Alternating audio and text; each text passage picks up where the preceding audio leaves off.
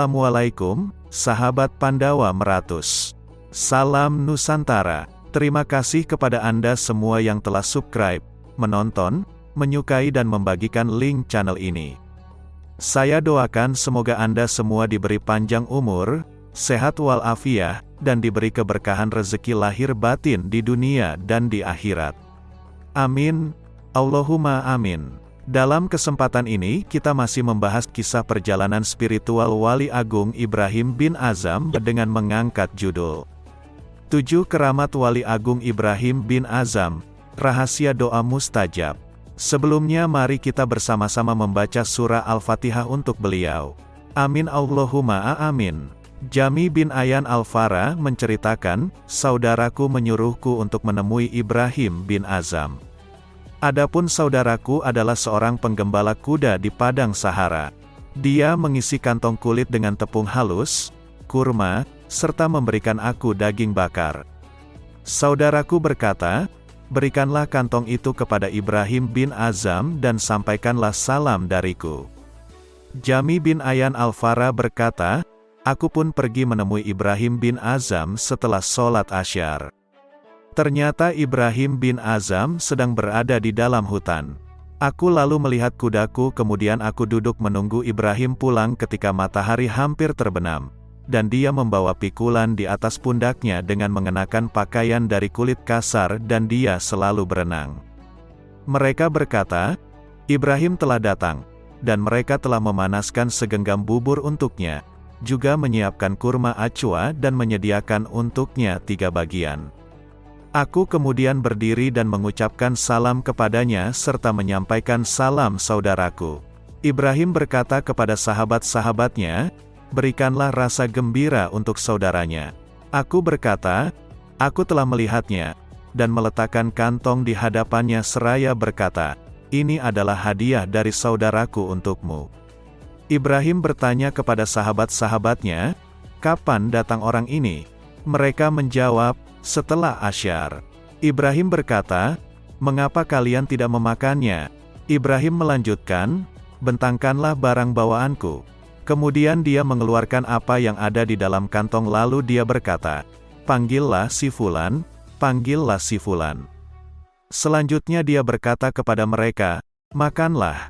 Sedangkan dia sendiri berdiri dan berkata kepada mereka, makanlah, makanlah. Aku berkata kepada sahabat-sahabatnya, sungguh, saudaraku mengirimkan makanan ini kepada Ibrahim supaya dia memakannya tetapi kalian tidak menyisakan untuknya sedikitpun.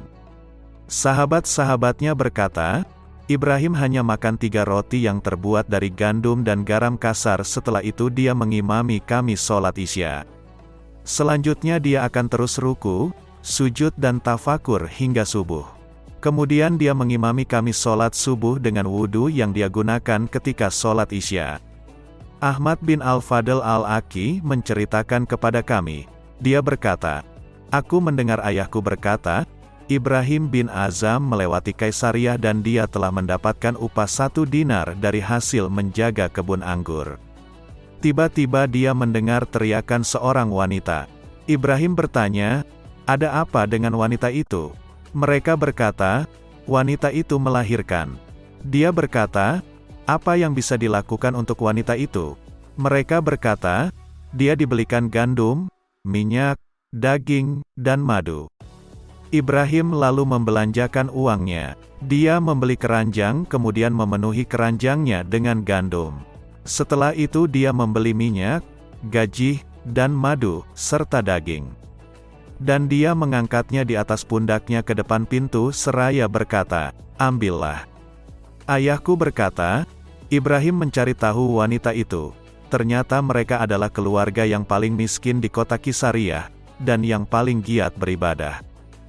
Syafiq bin Ibrahim berkata, suatu hari ketika kami berada bersama Ibrahim, tiba-tiba seseorang dari As-Sunnah lewat di hadapannya. Ibrahim bertanya, bukankah itu si Fulan? Disampaikan kepadanya, ya. Ibrahim berkata kepada seseorang, kejarlah dia kemudian katakan kepadanya, Ibrahim bertanya kepadamu, mengapa engkau tidak mengucapkan salam? Orang itu menjawab, bukan begitu. Demi Allah, Sungguh istriku baru saja melahirkan padahal aku tidak mempunyai sesuatu pun. Oleh sebab itu aku keluar seperti orang gila. Aku lalu kembali kepada Ibrahim dan menyampaikan kepadanya. Ibrahim berkata, Inna lillahi. Bagaimana bisa kita tidak mengetahui keadaan sahabat kita hingga dia mendapatkan kesulitan? Ibrahim berkata, Wahai Fulan, temuilah pemilik kebun dan pinjamlah darinya sejumlah 2 dinar. Setelah itu pergilah engkau ke pasar dan belilah apa yang menjadi kebutuhan sahabat kita itu dengan uang 1 dinar, sedangkan 1 dinar lagi berikanlah kepadanya. Aku pun pergi ke pasar dan membeli segala sesuatu dengan uang 1 dinar. Setelah itu, aku menuju ke rumah sahabat tersebut dan mengetuk pintu. Istrinya bertanya, siapakah itu? Aku menjawab, saya ingin bertemu dengan si Fulan. Istrinya berkata, dia tidak ada di sini. Aku berkata, perintahkanlah untuk membuka pintu rumah kemudian menjauhlah. Orang yang disuruh oleh Ibrahim berkata, istrinya lalu membuka pintu. Aku lalu memasukkan semua yang ada di atas keledai dan menempatkannya di ruang tamu serta memberikan 1 dinar kepada istrinya. Istrinya bertanya, dari siapakah ini? Aku menjawab, dari tangan saudaramu Ibrahim bin Azam. Istrinya berkata, Ya Allah, janganlah engkau lupakan hari ini untuk Ibrahim. Di antara keramat-keramat Ibrahim setelah melakukan mujahadah dan pengabdian tulus pada Tuhan adalah sebagai berikut. Keramat 1, bertemu Nabi Daud dan mendapat Ismul Azam. Ketika kemasyhuran perbuatan-perbuatannya tersebar luas, Ibrahim meninggalkan gua tersebut dan pergi ke Mekah. Di tengah padang pasir, Ibrahim berjumpa dengan seorang tokoh besar agama yang mengajarkan kepadanya nama yang teragung dari Allah dan setelah itu pergi meninggalkannya. Dengan nama yang teragung itu Ibrahim menyeru Allah dan sesaat kemudian tampaklah olehnya Khidir alaihi salam. Ibrahim, kata Khidir kepadanya, saudaraku Daud yang mengajarkan kepadamu nama yang teragung itu. Kemudian mereka berbincang-bincang mengenai berbagai masalah. Dengan seizin Allah, Khidir adalah manusia pertama yang telah menyelamatkan Ibrahim. Keramat kedua, sang pemilik doa mustajab. Ketika berangkat dari Balkah, Ibrahim bin Azam meninggalkan seorang putra yang masih menyusui. Suatu hari, setelah si putra telah dewasa, ia menanyakan perihal ayahnya kepada ibunya. Ayahmu telah hilang, ujar si ibu menjelaskan. Setelah mendapatkan penjelasan, si putra membuat sebuah maklumat bahwa barang siapa yang bermaksud menunaikan ibadah haji, diminta supaya berkumpul. 4.000 orang datang memenuhi panggilan ini. Kemudian ia memberikan biaya makan dan unta selama dalam perjalanan kepada mereka itu. Dia sendiri memimpin rombongan itu menuju kota Mekah. Dalam hati ia berharap semoga Allah mempertemukan dia dengan ayahnya. Sesampainya di Mekah, di dekat pintu Masjidil Haram, mereka bertemu dengan serombongan sufi yang mengenakan jubah kain perca. Apakah kalian mengenal Ibrahim bin Azam? Si pemuda bertanya kepada mereka. Ibrahim bin Azam adalah sahabat kami. Dia sedang mencari makanan untuk menjamu kami. Pemuda itu meminta agar mereka bersedia mengantarkannya ke tempat Ibrahim saat itu. Mereka membawanya ke bagian kota Mekah yang dihuni oleh orang-orang miskin. Di sana dilihatnya betapa ayahnya bertelanjang kaki dan tanpa menutup kepala sedang memikul kayu bakar. Air matanya berlinang tapi ia masih dapat mengendalikan diri. Ia lalu membuntuti ayahnya sampai ke pasar. Sesampainya di pasar si ayah mulai berteriak-teriak, siapakah yang suka membeli barang yang halal dengan barang yang halal? Seorang tukang roti menyahuti dan menerima kayu api tersebut dan memberikan roti kepada Ibrahim. Roti itu dibawanya pulang lalu disuguhkannya kepada sahabat-sahabatnya. Si putra berpikir-pikir dengan penuh kekhawatiran. Jika kukatakan kepadanya siapa aku, niscaya ia akan melarikan diri. Oleh karena itu ia pun pulang meminta nasihat dari ibunya, bagaimana cara yang terbaik untuk mengajak ayahnya pulang. Si ibu menasehati agar ia bersabar hingga tiba saat melakukan ibadah haji. Setelah tiba saat menunaikan ibadah haji, sang anak pun pergi ke Mekah. Ibrahim sedang duduk beserta sahabat-sahabatnya. Hari ini di antara jamaah haji banyak terdapat perempuan dan anak-anak muda. Ibrahim menasehati mereka, "Jagalah mata kalian." Semuanya menerima nasihat Ibrahim itu. Para jamaah memasuki kota Mekah dan melakukan tawaf mengelilingi Ka'bah. Ibrahim beserta para sahabatnya melakukan hal yang serupa. Seorang pemuda yang tampan menghampirinya dan Ibrahim terkesima memandanginya. Sahabat-sahabat Ibrahim yang menyaksikan kejadian ini merasa heran namun menahan diri sampai selesai tawaf. "Semoga Allah mengampunimu," mereka menegur Ibrahim. "Engkau telah menasehati kami agar menjaga mata dari setiap perempuan atau anak-anak muda, tetapi engkau sendiri telah terpesona memandang seorang pemuda tampan. Jadi kalian telah menyaksikan perbuatanku itu?" "Benar, kami telah menyaksikannya," jawab mereka. Ketika pergi dari Balkah, Ibrahim mulai memberi penjelasan, "Aku meninggalkan seorang anak yang masih menyusui. Aku yakin pemuda tadi adalah anakku sendiri." Keesokan harinya tanpa sepengetahuan Ibrahim, salah seorang sahabatnya pergi mengunjungi perkemahan jamaah dari Balkah. Di antara semua kemah itu ada satu yang terbuat dari kain brokat. Di dalamnya berdiri sebuah mahligai dan di atas mahligai itu si pemuda sedang duduk membaca Al-Quran sambil menangis. Sahabat Ibrahim tersebut meminta izin untuk masuk. "Dari manakah engkau datang?" tanyanya kepada si pemuda. "Dari Balkah," jawab si pemuda. "Putra siapakah engkau?" Si pemuda menutup wajahnya lalu menangis. "Sampai kemarin aku belum pernah menatap wajah ayahku," katanya sambil memindahkan Al-Quran yang sedang dibacanya tadi. "Walaupun demikian, aku belum merasa pasti apakah ia ayahku atau bukan. Aku khawatir jika kukatakan kepadanya siapa aku sebenarnya, ia akan menghindarkan diri kembali dari kami. Ayahku adalah Ibrahim bin Azam, raja dari Balkah." Sahabat Ibrahim lalu membawa si pemuda bertemu dengan ayahnya. Ibunya pun turut menyertai mereka. Ketika mereka sampai ke tempat Ibrahim, Ibrahim sedang duduk bersama sahabat-sahabatnya di depan pojok Yamani. Dari kejauhan Ibrahim telah melihat sahabatnya datang beserta si pemuda dan ibunya. Begitu melihat Ibrahim, wanita itu menjerit dan tidak bisa mengendalikan dirinya lagi. "Inilah ayahmu." Semuanya gempar. Semua orang yang berada di tempat itu serta sahabat-sahabat Ibrahim menitikkan air mata.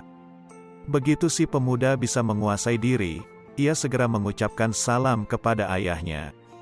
Ibrahim menjawab salam anaknya kemudian memeluknya. "Agama apakah yang engkau anut?" tanya Ibrahim kepada anaknya. "Agama Islam." "Alhamdulillah," ucap Ibrahim. "Bisakah engkau membaca Al-Quran?" "Ya," jawab anaknya. "Alhamdulillah, apakah engkau sudah mendalami agama ini?"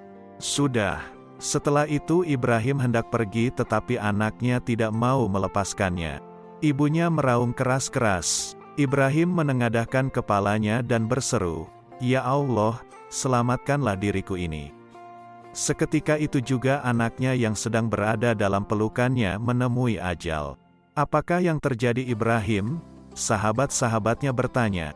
Ketika aku merangkulnya, Ibrahim menerangkan, "Timbullah rasa cintaku kepada anakku dan sebuah suara berseru kepadaku, 'Engkau mengatakan bahwa engkau mencintai aku, tetapi nyatanya engkau mencintai seorang lain di samping aku. Engkau telah menasehati sahabat-sahabatmu agar mereka tidak memandang wanita dan anak-anak, tetapi hatimu sendiri lebih tertarik kepada wanita dan pemuda itu.' Mendengar kata-kata itu aku pun berdoa, 'Ya Allah yang Maha Besar, selamatkanlah diriku ini. Anak ini akan merenggut seluruh perhatianku sehingga aku tidak bisa mencintaimu lagi. Cabutlah nyawa anakku atau cabutlah nyawaku sendiri.' Dan kematian anakku itu merupakan jawaban terhadap doaku." Amat ketiga, bertemu para pecinta Tuhan. Mengenai kelanjutan perjalanannya menuju Mekah, Ibrahim mengisahkan sebagai berikut, "Setibanya di Zatul Irq, aku mendapati 70 orang yang berjubah kain perca tergeletak mati dan darah mengalir dari lubang telinga mereka. Aku berjalan mengitari mayat-mayat itu, ternyata salah seorang di antaranya masih hidup. "Anak muda, apa yang telah terjadi?" Aku bertanya kepadanya. "Wahai anak Adam," jawabnya padaku, "beradalah di dekat air dan tempat sholat, janganlah menjauh agar engkau tidak dihukum, tetapi jangan pula terlalu dekat agar engkau tidak celaka." Tidak seorang manusia pun boleh bersikap terlampau berani di depan sultan. Takutilah sahabat yang membantai dan memerangi para peziarah ke tanah suci seakan-akan mereka itu orang-orang kafir Yunani.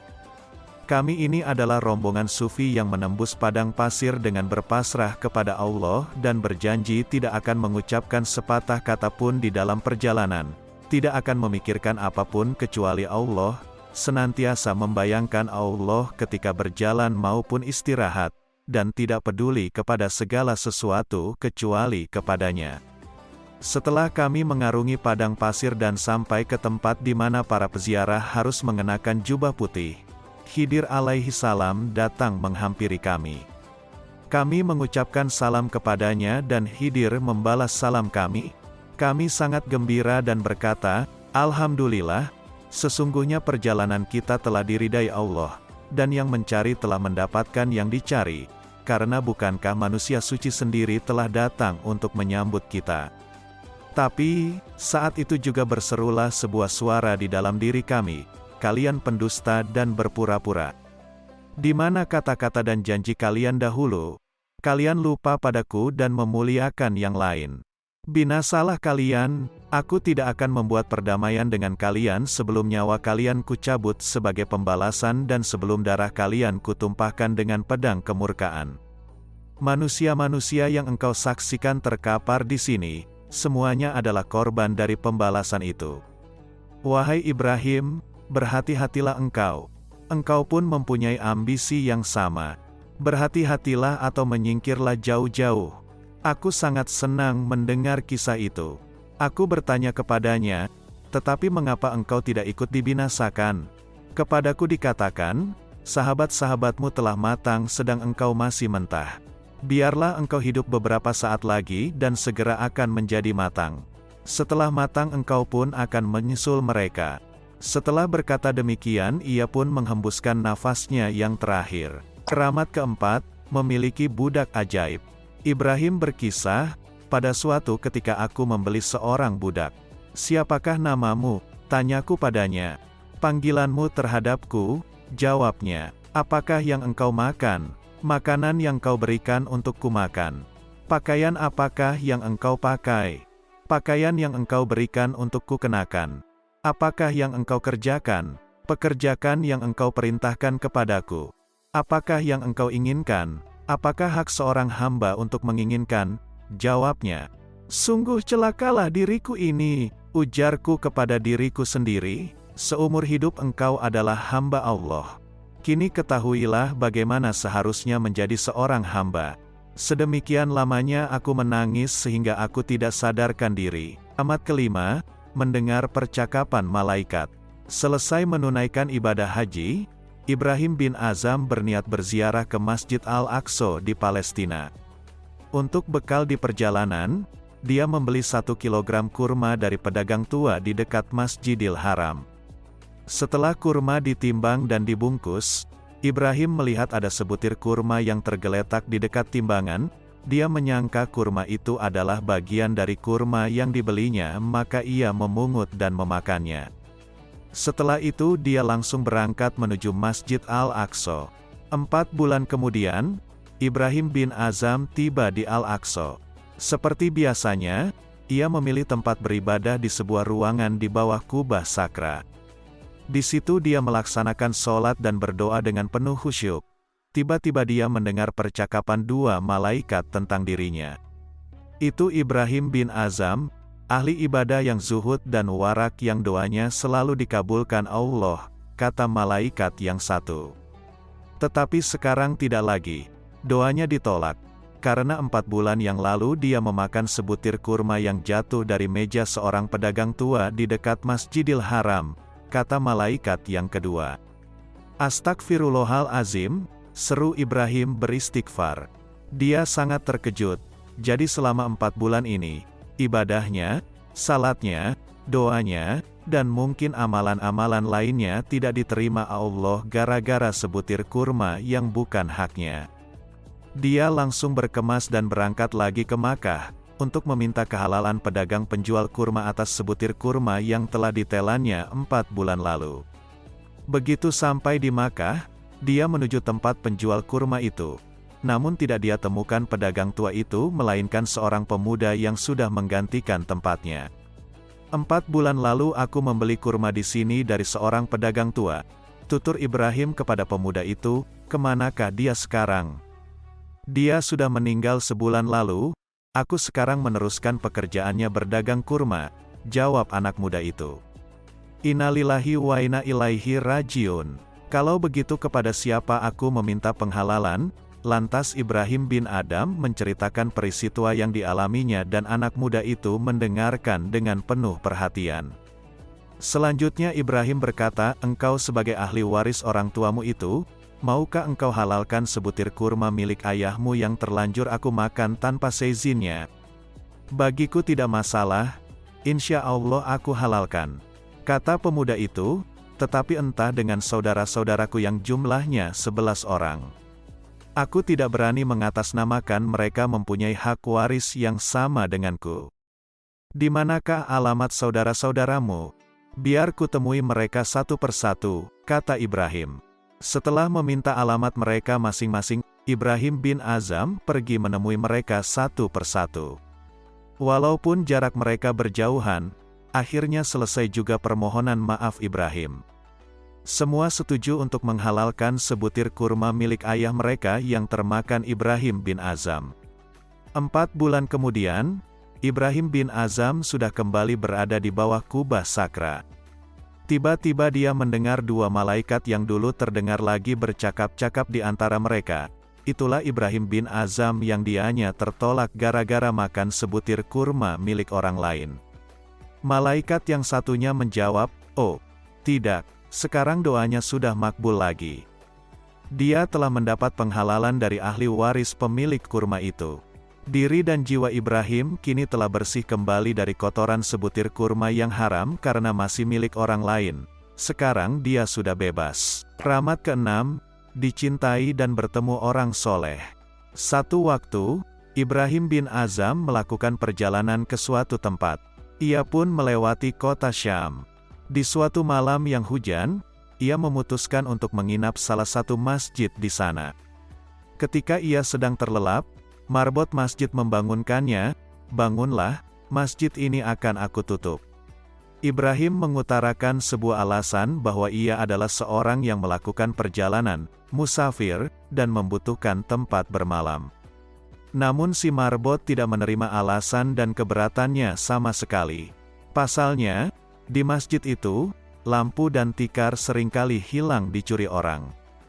Tak ada seorang pun yang aku izinkan untuk tinggal di masjid ini, meskipun ia adalah Ibrahim bin Adham, kata si marbot itu yang sejatinya menunjukkan pengakuannya terhadap kehebatan Ibrahim bin Adham. Ibrahim menjawab, aku ini adalah Ibrahim bin Adham. Marbot tetap kekeh tidak memperbolehkannya. Bahkan ia menuduh pria yang di hadapannya itu telah berbohong dengan mengaku sebagai Ibrahim bin Adham. Si marbot akhirnya menyeretnya ke depan kamar mandi dan mempersilakannya untuk tidur di sana. Kalau malam ini kamu memang butuh tempat tinggal, tinggallah di sini. Di depan kamar mandi itu, ia melihat ada seseorang berwajah tampan sedang melakukan suatu pekerjaan. Ia adalah tukang bangunan. Ibrahim mengucapkan salam kepadanya, namun sama sekali ia tak menjawabnya. Setelah pekerjaannya selesai, ia lantas menjawab salam Ibrahim. Mengapa kau tak menjawab salamku dengan segera? Tanya Ibrahim bin Adham. Dia menjelaskan alasan mengapa ia tidak menjawab salam tersebut. Maaf, aku di sini bekerja dan karenanya aku mendapatkan upah. Aku takut termasuk orang yang berkhianat dan memakan gaji buta manakala aku sibuk berbicara dan menjawab salam darimu di luar pekerjaanku. Ibrahim terperanjat. Dia sedang berhadapan dengan salah seorang hamba Tuhan yang amat spesial dan super langka. Berapa gaji per hari yang diberikan kepadamu? Tanya Ibrahim penasaran. Lelaki itu menjawab, 1 dirham dan 1/6 dirham dalam bentuk makanan pokok. Namun yang 1 dirham itu aku berikan kepada para keponakanku yang tak lagi memiliki orang tua. Anakku sendiri sudah meninggal. Sudah 20 tahun aku menghidupi anak-anak saudaraku itu. Saudara kandung, selidik Ibrahim lagi. Bukan, saudara-saudari saya di jalan Allah. Ibrahim makin terkejut. Sosok di depannya sekarang ini benar-benar istimewa. Apakah kau ada permohonan kepada Allah? Tanya Ibrahim. Iya, selama 20 tahun aku memiliki permintaan kepada Allah, namun sampai kini belum terkabul. Apa itu? Mendengar itu, Ibrahim semakin penasaran apa sebenarnya yang diinginkannya. Ia menjawab, aku pernah mendengar ada seseorang ajam, non-Arab, yang sangat zuhud dan rajin beribadah yang bernama Ibrahim bin Azam. Aku memohon kepada Allah, sebelum aku meninggal dunia, aku ingin dia mempertemukan aku dengannya. Ibrahim menjawab, sekarang berbahagialah, aku ini adalah Ibrahim bin Azam. Allah mengabulkan doamu dengan cara dia menyeretku ke sini. Lelaki itu bangkit dari tempatnya dan berlari sembari berteriak, Ya Allah, Engkau telah mengabulkan doaku. Kini, aku memohon kepadamu, ambillah aku. Selepas ia mengucapkan kalimat itu, ia terjatuh dan menemui ajalnya. Innalillahi wa inna ilaihi rajiun. Keramat ke-7, meredakan angin kencang. Bagia bin Al-Walid bercerita, kami sedang berada di laut. Tiba-tiba bertiuplah angin kencang dan bergulunglah ombak besar sehingga orang-orang menangis dan berteriak-teriak ketakutan. Kemudian ada yang berkata kepada Ibnu Mayuf, itu Ibrahim bin Azam. Seandainya engkau memintanya agar berdoa kepada Allah. Ketika itu beliau sedang tidur di sisi kapal berselimutkan pakaian. Lalu Ibnu Mayuf mendekatinya dan berkata, Wahai Abu Ishaq, tidakkah engkau lihat keadaan yang sedang dialami orang-orang? Lantas beliau berdoa, Ya Allah, engkau telah memperlihatkan kudratmu kepada kami, maka perlihatkanlah maafmu. Setelah itu tenanglah kapal tersebut.